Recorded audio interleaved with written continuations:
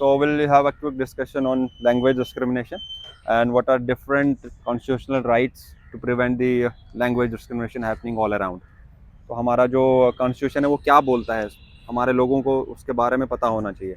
तो रुपेश आज हमें बताएंगे। जी बिल्कुल। हेलो फ्रेंड्स, तो मैं बताना चाहूँगा कि जो हमारे संविधान के अंदर बताया गया है कि कैसे इस चीज़ से हम डील कर सकते हैं, जो कि भाषाई आधार पर हमें काफ़ी सारे भेदभाव के केसेस जो है पैन इंडिया देखने को मिल रहे हैं, खासकर सदर्न स्टेट्स में, जैसे कि महाराष्ट्र हो गया। महाराष्ट्र में मराठी लैंग्वेज को लेकर, कर्नाटका में कन्नड़ लैंग्वेज को लेकर, तमिलनाडु में तमिल को लेकर, और हो सकता है अदर स्टेट्स में भी हमें आगे को ये देखने को मिले। पर इसके लिए संविधान क्या कहता है उसके बारे में मैं बताना चाहूँगा कि आर्टिकल 14 जो है वो बताता है कि equal protection of the law और equal protection before the law. तो ये जो हमारा कॉन्स्टिट्यूशन आर्टिकल है ये हमें बताता है कि हम किसी भी लैंग्वेज को बोल सकते हैं और उसको हमें जो है कि इक्वल प्रोटेक्शन मिलेगा बाय द लॉ।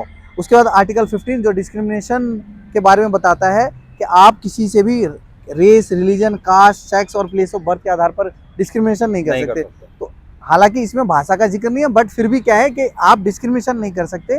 तो इसका जो है हमें प्लेस ऑफ बर्थ से मिलता है कि प्लेस ऑफ बर्थ कहीं जहाँ आपका प्लेस ऑफ बर्थ है वहाँ की नेटिव लैंग्वेज तो आप ऑब्वियसली बोलोगे ही, मातृभाषा।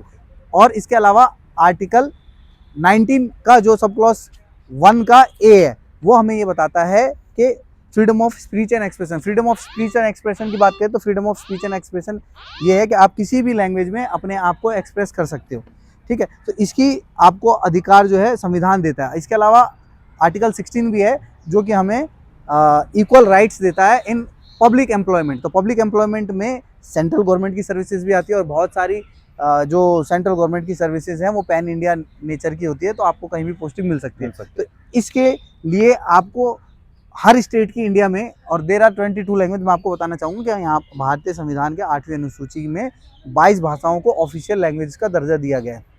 तो हर पर्सन के लिए 22 भाषाओं को सीखना या जो 19,500 से ज़्यादा भाषाएं भारत के अंदर बोली जाती है वो सीखना तो पॉसिबल है ही नहीं, है ना। इसके अलावा लाइफ विद डिग्निटी आर्टिकल 21। तो अगर आपको मातृभाषा ही बोलने नहीं दिया जा रहा है तो आपके इस आर्टिकल 21 का भी उल्लंघन किया जाता है किसी भी इंडिविजुअल के द्वारा, अगर या कोई इंडिविजुअल है या कोई संस्था है आपके खिलाफ जो एक्शन ले रही है या भेदभाव कर रहे हैं। इसके अलावा आर्टिकल 29 और 30, तो कोई भी डिस्टिंक्ट लैंग्वेज को कंजर्व करने के लिए आर्टिकल 29 में बताया गया, और आर्टिकल 30 में ये बताया गया है कि आप प्राइमरी तक की जो एजुकेशन है, जैसे कि हमने पहले अगर इतिहास में पढ़ोगे तो वर्नाकुलर एक एक्ट हुआ करता था कि प्राइमरी जो एजुकेशन है वो आप मदर टंग में ले सकते हो। तो इसके लिए आर्टिकल 30 में ये बताया गया है कि जितने भी लैंग्विस्टिक माइनॉरिटीज़ हैं, भाषाई आधार पर जो अल्पसंख्यक लोग हैं, वो अपनी भाषा के अनुसार अपने शैक्षणिक संस्थान यानी कि एजुकेशनल इंस्टीट्यूट का स्थापना कर सकते हैं और उसको प्रोटेक्शन भी राष्ट्रपति के द्वारा दिया जाएगा। Thank you. तो यही है, और सबसे बड़ी बात मैं ये बोलना चाहूँगा कि ये चीज़ हमें इलेक्शन के टाइम पे देखने को मिलती है। तो ये लोगों को सोचना चाहिए कि हम कैसे डिस्क्रिमिनेशन कर सकते हैं। ये अगर हम किसी से, अपने ही भाइयों से डिस्क्रिमिनेशन कर रहे हैं भाषा के आधार पर, तो वो हम सिर्फ उससे भेदभाव नहीं कर रहे, हम गैर संवैधानिक काम भी कर रहे हैं जिसके तहत हमें जेल जाना पड़ सकता है। और साथ ही ये सभी चीज़ें, ये सारे स्टेप्स क्या है, देश के विकास में बाधा है।